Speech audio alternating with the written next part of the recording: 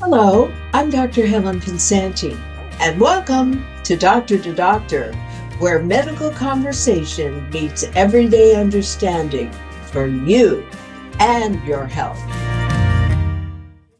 Today, we're going to be talking about a skin condition that affects over 30 million Americans. You've probably heard the name eczema. It's a dry, itchy patch, but it can be more serious with painful, frustrating, isolating situations and embarrassing because other people can see it on you. But there is hope and there is help. Joining me today is Dr. Bryn Henderson, a familiar and respected voice in the world of regenerative and integrative medicine. Welcome, Dr. Bryn Henderson. Well, thank you. Dr. Henderson, I'd like to just let our audience know that you're a board certified physician with strong focus on regenerative medicine, preventive care, innovative therapies that blend traditional science with emerging healing techniques. You've helped thousands of patients live better, healthier lives. You're going to help us understand eczema. When someone comes into your office and they have medical history of eczema, what does that really mean? Well, the skin condition, it causes a dry, itchy, inflamed skin, and it often shows up as red patches and scaly areas, can feel very uncomfortable. Eczema is not contagious, but it tends to come and go. Some people have it since they were kids, while others develop it later in life. It's more than just dry skin, though. It's a chronic condition that involves the immune system and often runs in families. All right, so you're saying it could be genetic. It could be you're born with the immune system of your parents, your great grandparents, your great grandparents. So why do some people have it in their family and others don't? Good question. Eczema happens when the skin barrier does not work as well as it should. For many, this is due to genetics. They may even have a mutation in a gene, which helps keep the skin strong and moisturized. What is that gene called? It's called flagrin. The skin is weak, the moisture escapes, and the irritants get in. On top of that, the immune system overreacts, and things like stress, allergens, and even cold air can cause that inflammation. So it's a mix of genetics, the environment, and a faulty immune response. All right, so we talked about that it could be genetics.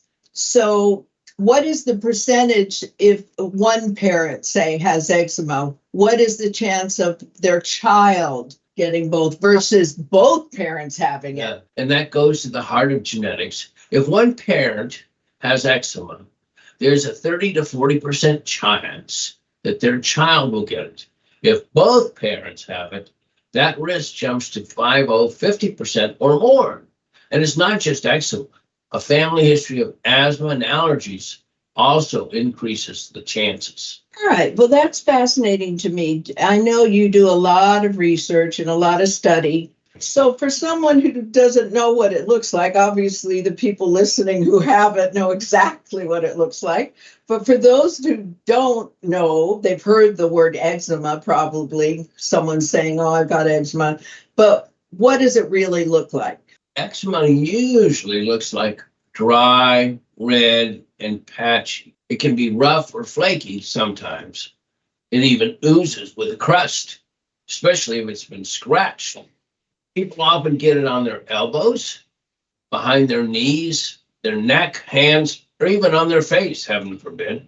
Over time, the skin gets thick and leathery, and from all the scratching, that's the reaction. But on the darker side, it might look darker brown or purplish than red.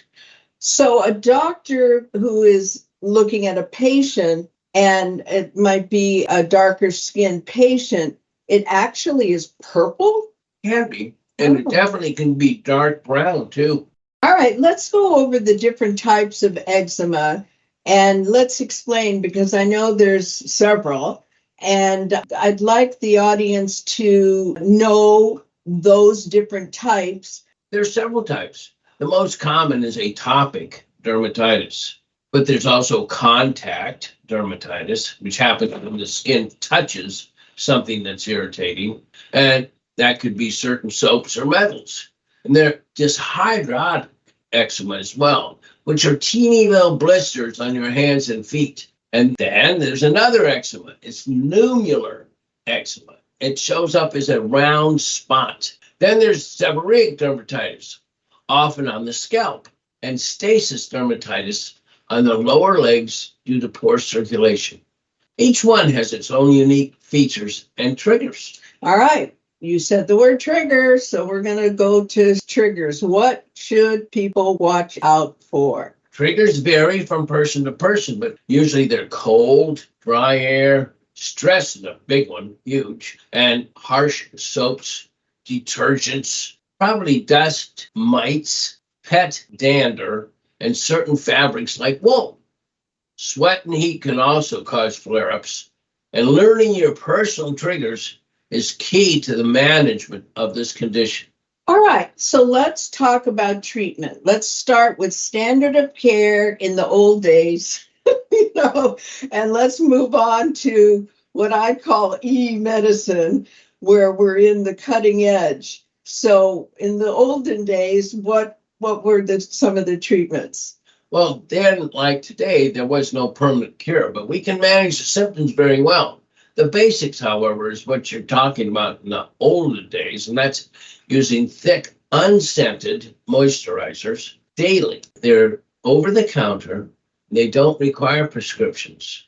Applying medicated creams that have steroids in them, however, they do require prescriptions, but they're only for the flares. But if you avoid the triggers, you don't have any flares. That's why there's a blessing in doing that. Now, for some, antihistamines help with the itch.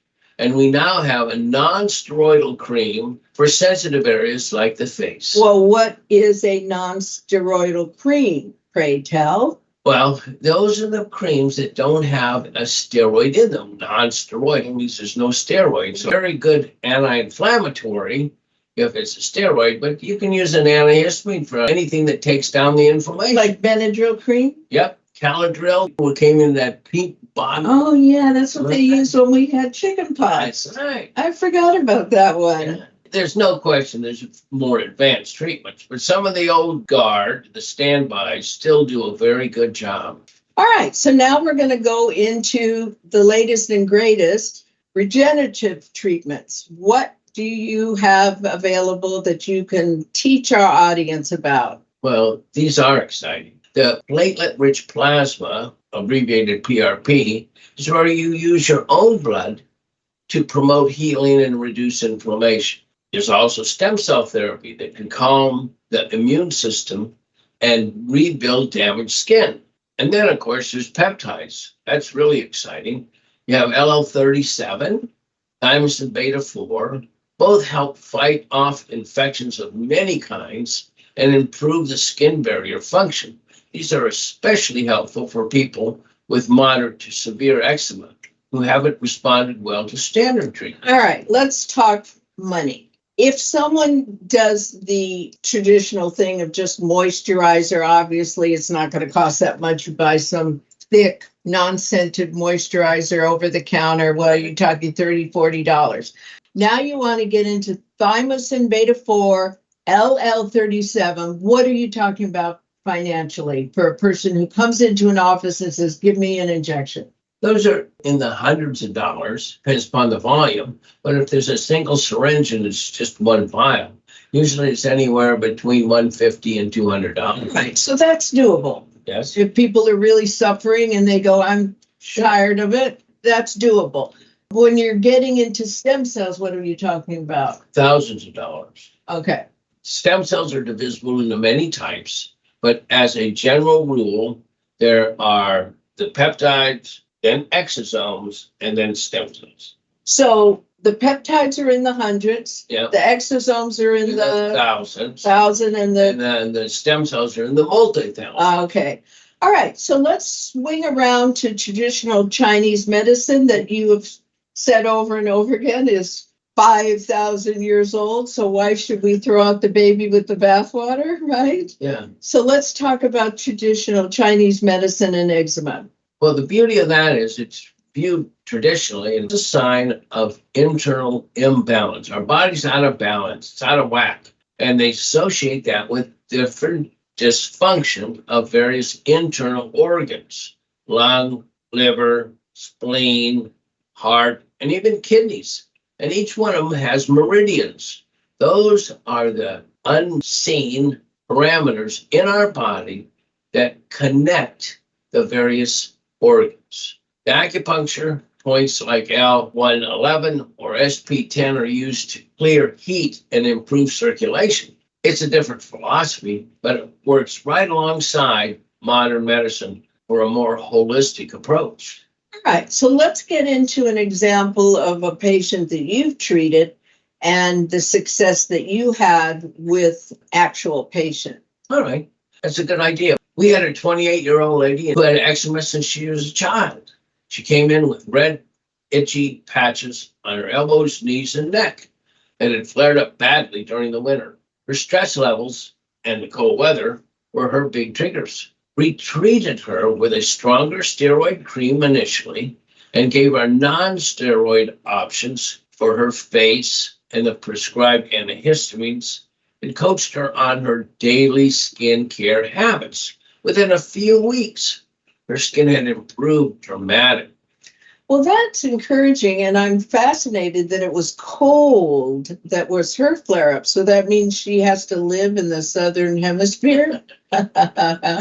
Well, I would give people some advice. First and foremost, I'd say don't give up. Eczema is tough to treat, but it's absolutely manageable. If you have a good foundation, consistency is key. I always recommend following a structured routine. And we've summarized that with a mnemonic called Eczema Care. All right, let's do it. E stands for Emollients every day, moisturize often. C. Control the scratching. Keep nails short and use cold compresses. C. C is for zero harsh products. Avoid scented soaps, hot water, or wool. E. Eliminate known triggers: dust, stress, pollen, and allergens. M. Medications as prescribed. Steroids or non-steroids, but use them early and use them often. A. Avoid long hot showers. Use lukewarm water and make them 5 to 10 minutes. C. Cool the skin. Apply cold packs during flares. Very soothing. A. Antihistamines if needed for itching and improving your sleep. R. Routine skincare. Stick to a daily moisturizing schedule. E. Educate and empower. Learn about your skin and take early action. Realize that's the largest organ in our bodies, and it's a good idea to pay attention. This isn't just a list, it's a daily act of self-care and empowerment. I want to swing back to the hot showers. Why can't people with eczema take a hot shower? It is without a doubt one of the triggering facets of inflammation.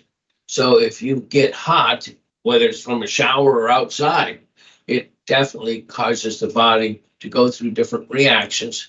All right, today we learned about eczema and how it affects confidence, sleep, everyday life, and how to treat it. A big thank you to Dr. Bryn Henderson for helping us understand it better, learn what it is, and more importantly, how to care for it. If you would like to see Dr. Bryn Henderson in person, I encourage you to call 714-639-4013. His office is at 615 East Chapman Avenue in Orange, California. That's in Orange County, California. And if you'd like to get in touch with me, go to my website, www.askdrhelen.com. That's www.askdrhelen.com.